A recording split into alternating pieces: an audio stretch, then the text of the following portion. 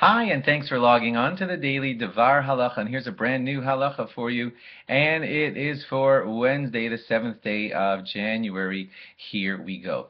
Well, let's say, oh boy, and it's cold up here on the East Coast where this is being taped, and let's say you see on a Friday night that the lights were left on in your car. Oh my gosh. And you know that battery is going to be dead by the end of Shabbos because somebody left the lights on inside of your car.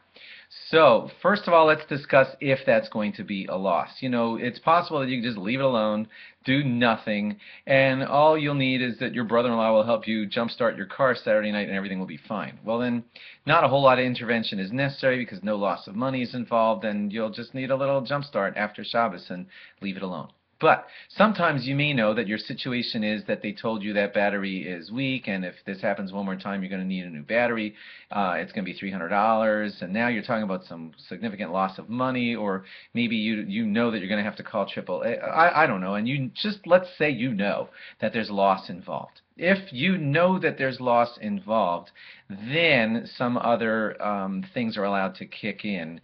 But I want to do them in best first and worst last. I'll explain to you what I mean. Let's say you know that your lights are on, your battery's messed up, and you're going to have a couple $100 loss from your batteries if you know that that's going to happen.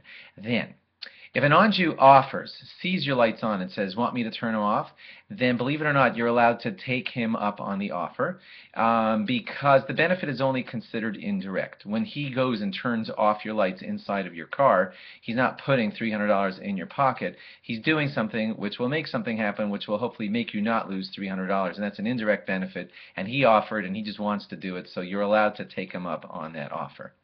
Next best offer is he didn't do that, but you know that you could hint to him. So the poskim say that you're allowed to hint to him also because of that same situation. It's an indirect benefit. He's not giving you $300. He's just going to make your lights go off, which is maybe going to make you gain some money. And so that's considered indirect enough, and you could hint to him. Sometimes, though, next worst scenario is that he's not getting the hint.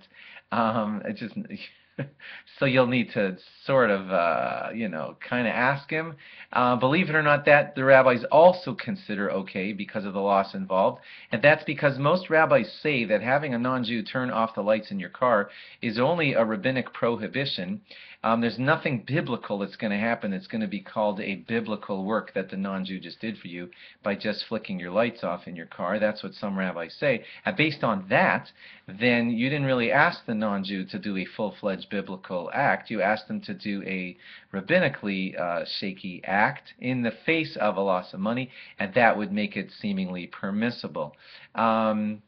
The general rule here, and why you're maybe hearing a leniency that you maybe didn't expect, is because you're only dealing with the possibility of a rabbinic prohibition, that's a non-Jew, causing car lights to go off, which is possibly just a rabbinic prohibition, and there is possible loss involved, and facing those two situations, it would be okay.